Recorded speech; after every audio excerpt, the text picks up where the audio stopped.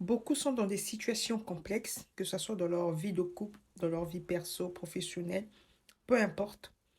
Mais beaucoup pensent même que, à force de prier, c'est en se plaignant, à force d'aller à l'église, que la situation va se transformer, que la situation va changer, que leur vie va changer. C'est-à-dire que vous vous montez à vous-même.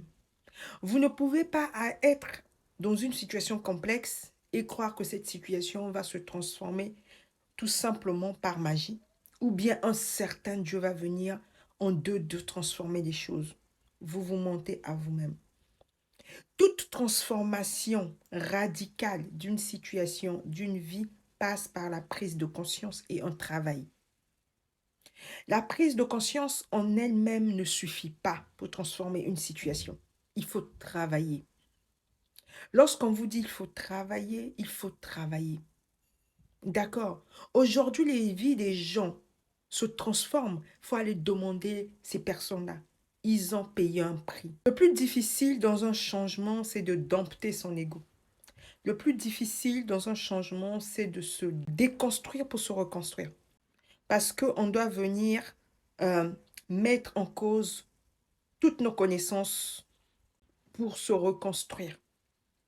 D'accord. C'est ça le plus difficile. Le plus difficile, c'est la discipline, hein. Lorsque c'est ton ego qui te conduit, au lieu que toi, tu puisses conduire ton ego, c'est à ce moment-là, ça devient compliqué.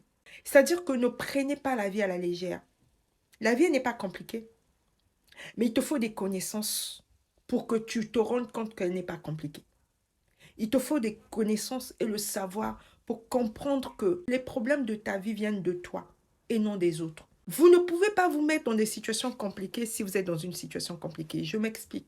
Vous ne pouvez pas aller vous connecter euh, à des personnes qui vont encore vous bouffer d'énergie lorsque vous sentez que votre énergie elle est basse. Lorsque tu as une énergie qui est basse, connecte-toi à une personne qui va venir transformer cette énergie, qui va t'aider.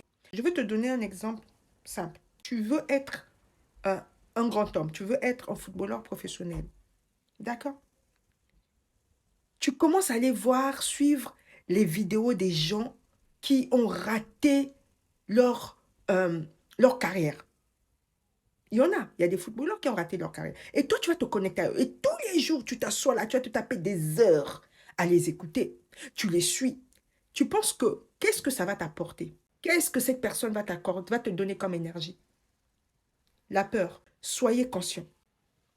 Une personne consciente sait quoi mettre là dans ses oreilles, c'est quoi mettre, c'est quoi donner à ses yeux. D'accord? Parce qu'on doit nourrir nos yeux, on nourrit aussi nos oreilles. Pour que ce qui sort de notre bouche soit équilibré. D'accord?